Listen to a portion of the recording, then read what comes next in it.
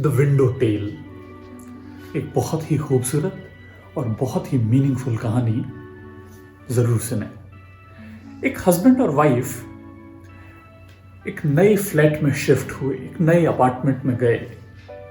चौथे माले पर उनका घर था और उनके घर में एक खिड़की थी, उससे सामने वाली साइड की बालकनी दिखाई देती थी।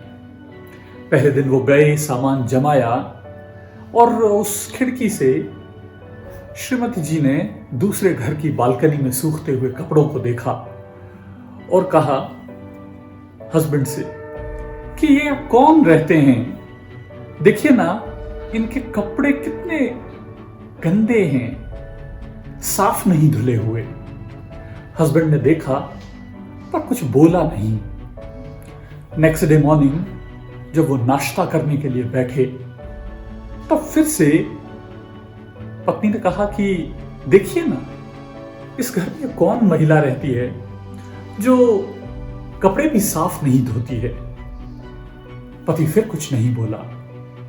तीसरे दिन जब वो बैठे और उस दिन संडे था तो थोड़ा लेट बैठे और बैठ के श्रीमती जी ने उस तरफ देखा और वो अपनी रोज वाली बात कहने वाली थी और अचानक उन्होंने कहा, अरे वाह, आज तो ये कपड़े बहुत ही साफ धुले हुए हैं, लगता है आपने मेरी बात उन्हें बता दी है।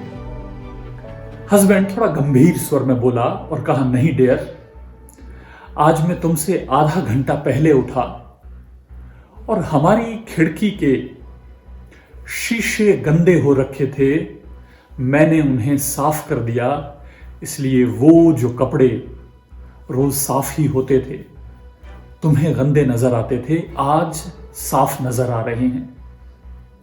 एक शायर ने कहा, उम्र भर हम तो यारों बस यही करते रहे कि गर्द चेहरे पर लगी थी आईना धोते रहे।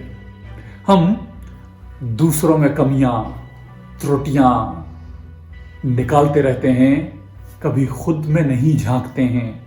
और ये हमारी जो खिड़कियां हैं ये हमारी जिंदगी के लिए बहुत ज़रूरी हैं, क्योंकि ये खिड़कियां जब गंदी हो जाती हैं तो हमारी लाइफ में बड़ा ऑब्स्टिकल बन जाती है, हमारे एटीट्यूड को, हमारे नज़रिए को, हमारे काम करने को, हर चीज़ को अफेक्ट कर देती है। ये खिड़कियां हमारे माता पिता, टीचर्स, दोस्तों, सहकर्मियों, रिश्तेदारों की आलोचना से लोगों द्वारा मजाक उड़ाने पर बंद हो जाती हैं।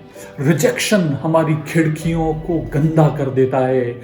निराशा, संदेह, भय या असहयोग हमारी खिड़कियों को जाम कर देता है, बिल्कुल ब्लॉक कर देता है।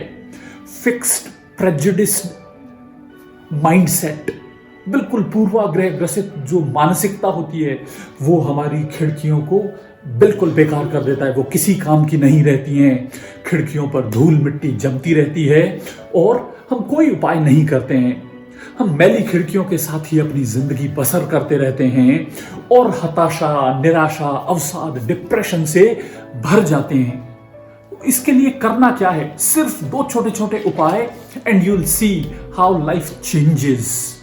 अपनी खिड़की के शीशे चमकाएं, दुनिया और अवसर दोनों साफ दिखने लग जाएंगे।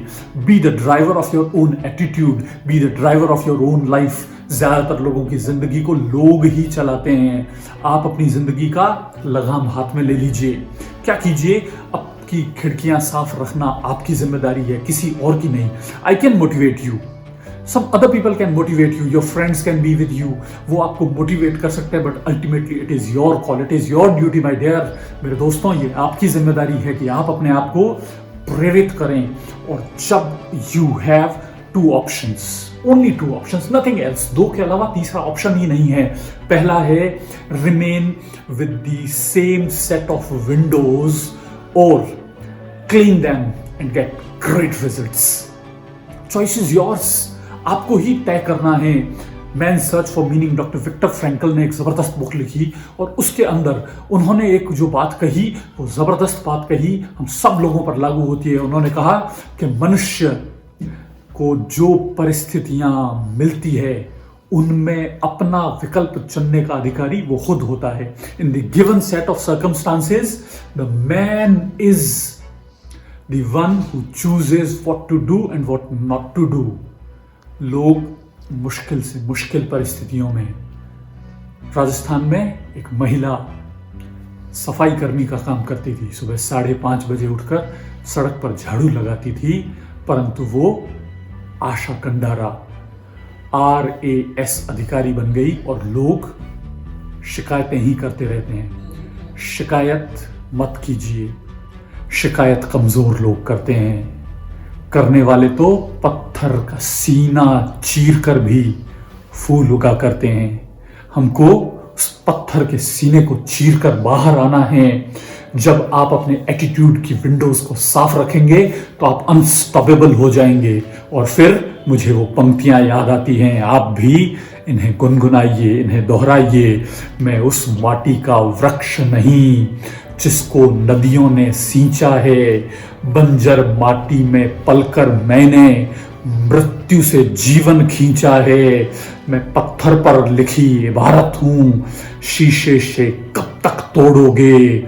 मिटने वाला मैं नाम नहीं तो मुझको कब तक रोकोगे. कोई आपके संकल्प को रोक नहीं सकता. Be unstoppable, clean your Windows and the world is yours.